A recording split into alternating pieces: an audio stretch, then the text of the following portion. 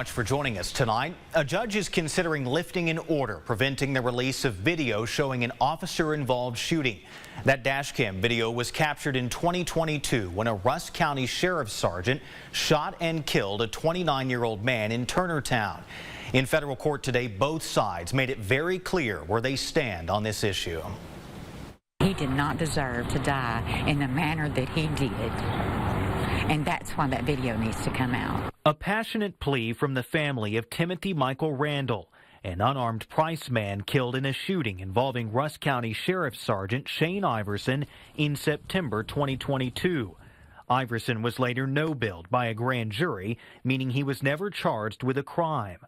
Last fall, family members filed a civil suit against the deputy in federal court.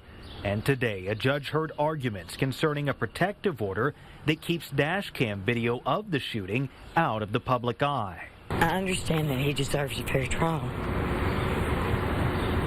but the video needs to be seen. Iverson's attorney argued releasing the video before the case is resolved could influence potential jurors, and also expressed concern about trying the case in the media, saying our position is the judge and the jury determine accountability. She also argued releasing the video could put Iverson in danger.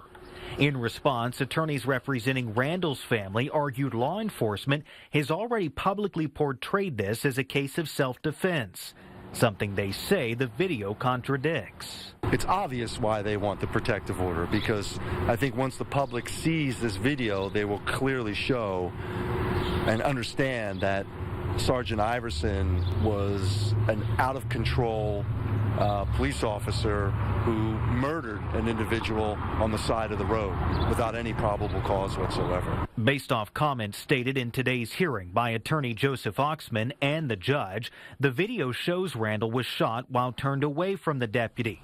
A report filed after the shooting stated the deputy was in a tactically compromised position.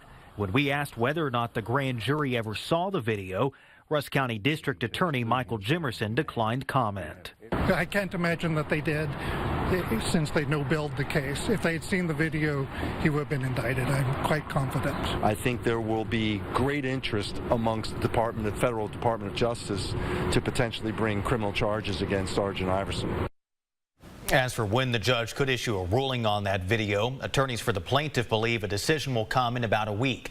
Iverson is no longer with the Rusk County Sheriff's Office.